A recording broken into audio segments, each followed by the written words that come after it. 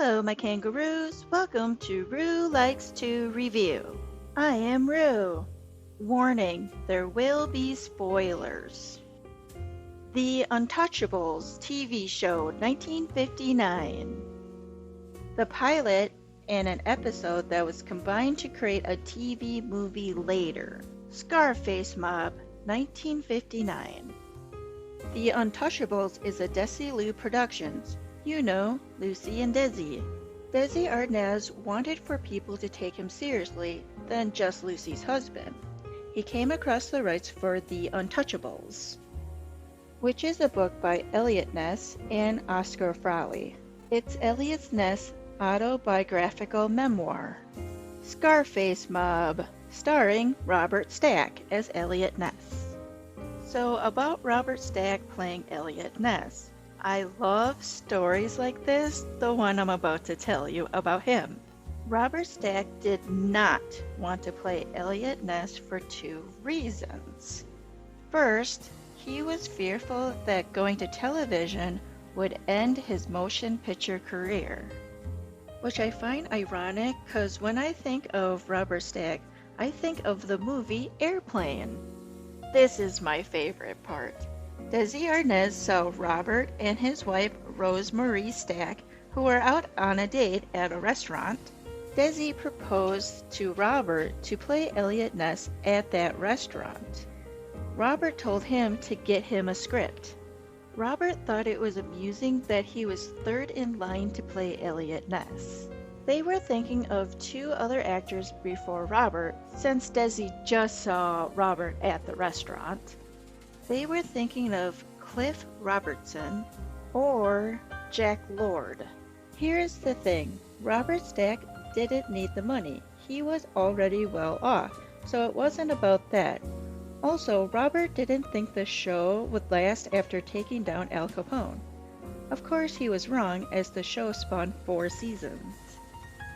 Robert Stack as Eliot Ness completed the cast. Pat Crowley as Betty Anderson, which was Eliot Ness's first wife. Her name was Elizabeth Anderson Seaver.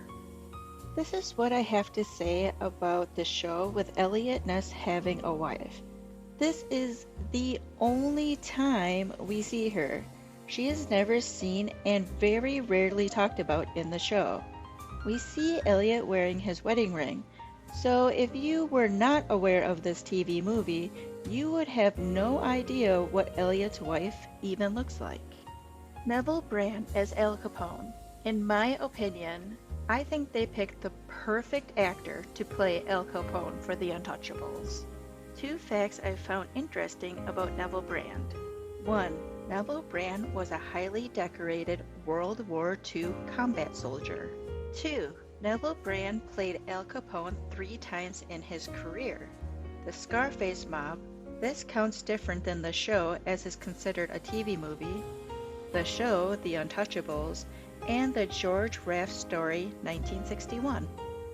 Bruce Gordon as Frank Nitti, which he loved playing this character, who I also think they picked the best actor to play Frank Nitti. In real life, Frank Nitti, but his real name was Frank Ralph Nitto. He was the first cousin and bodyguard of Al Capone. He did take over the gang when Al Capone went to jail. He is also known as the Enforcer. Barbara Nichols as Brandy, who also appears in the first season episode 1 as the same character. Barbara Nichols' counterpart is Joe Montel as George Ritchie. Ritchie is Brandy's husband. Walter Winchell is the narrator for this TV movie and all the episodes for The Untouchables. I admit I didn't know who Walter Winchell was.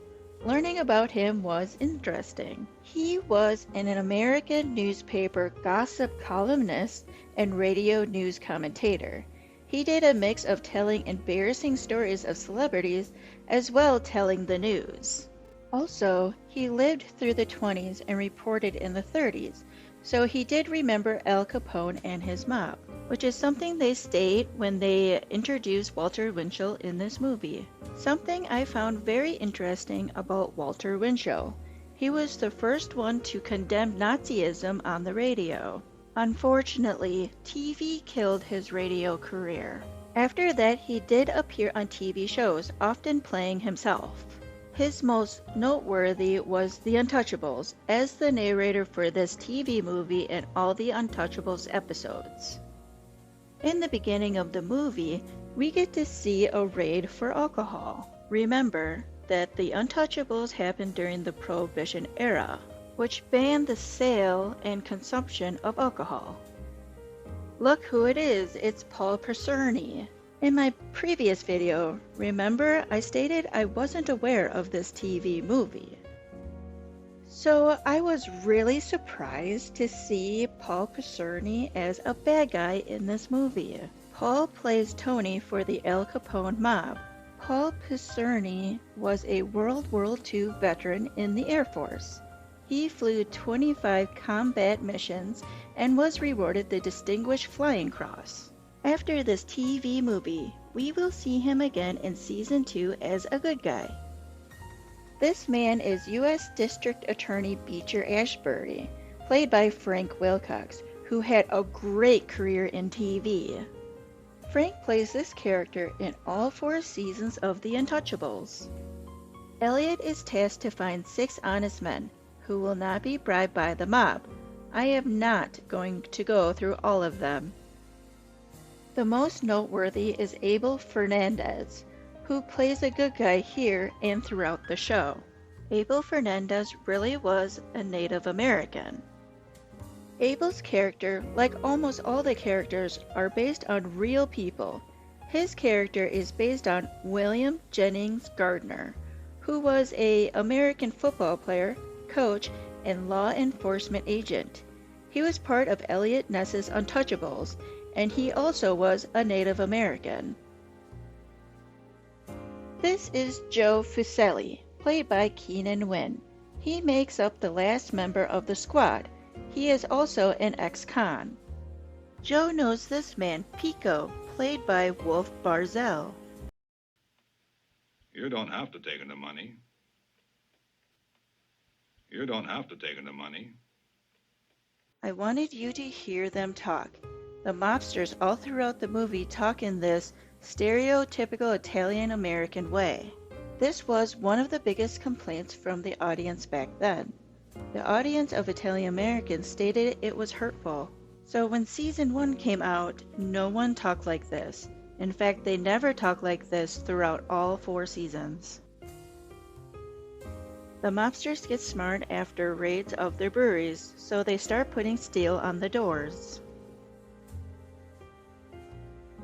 To combat the steel doors, the agents come up with a steel wedge on a truck.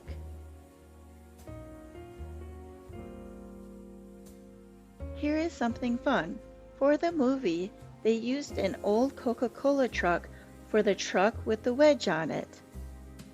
Here is another "what" moment. Here is Nicholas Giorgiati, who plays a bad guy here. Another complaint the audience had was there were no Italians on the Untouchable squad. To make that right, they cast Nicholas as Rico Rossi as part of Elliot's squad to fill that role. So he plays a good guy in all 4 seasons. Here is one of the main plot points of this movie. Richie comes to see Elliot to become an informant, but for the wrong reason. He wants to show his wife he is a brave man. Richie's wife is cousins with Guzik, who was Al Capone's treasurer and financial person. Guzik is played by Bern Hoffman. Here is the actual man. He is called Jake Greasy Thumb Guzik because he was a political greaser, which means he paid off politicians and the police for the mob. In this scene, the Untouchables wiretap Al Capone's phone.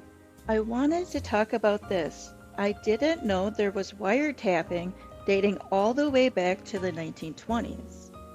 In fact, in the 1920s, it was used by private detectives and corporations. Corporations used it to weed out talk of unions. It wasn't until the Prohibition era that the government started to use it. And not to the 1950s is when the general public started to worry more about it. In these scenes, we see Richie die because the mob found out he was also talking to Elliot Ness, which is important to know for Season 1, Episode 1. Here is something this movie gets wrong. This scene, we see members of the mob kiss this guy, who is given the job to kill Elliot Ness. But that's not what the kiss of death means. A good example of what the kiss of death is in the mob is The Godfather. When Michael kisses Fredo, marking Fredo for death, which is what the kiss of death means. That person is marked for death. In Scarface Mob, this mobster doesn't die, he gets caught by the Untouchables. Here's the thing, I understand that this TV movie was made before The Godfather. However, what makes the Untouchables enjoyable is facts mixed with fiction. I am surprised they get this wrong, as this movie gets so much right about the era it takes place in. We see Joe protect Elliot from mob gunfire, and Joe dies, which lights a fire under Elliot to take down the mob. Towards the end of the movie, the Untouchables raid Al Capone's brewery. The Untouchables take all of Al Capone's trucks from the raid. During Joe's funeral, they parade in front of Capone his own trucks, which make him mad. In the end, as we all know due to history, Capone is caught for tax evasion and is sent to prison. Rating time: 1 being the worst to 5 being the best. I give The Untouchables Scarface Mob 1959 a 2. I really dislike this movie because as I watched the seasons first, all the Untouchables except for Bill and Elliot are changed for the show. How they act is so different here in the movie versus the show. That's the main reason why I dislike this movie. There are 2 other reasons why I dislike this movie. 1, I dislike the character Brandy and how she treats her husband Richie. 2, Elliot's wife Betty seems pointless and just filler for this movie, since we never see her or hear from her again. However, if you like this show or want to watch this show, this movie is worth a watch to understand the first episode of the first season as they are connected. Thank you for watching my review for the TV movie Scarface Mob 1959. If you liked or learned anything, please give me a like and think about being a subscriber. I will see you kangaroos in The Untouchables Season 1.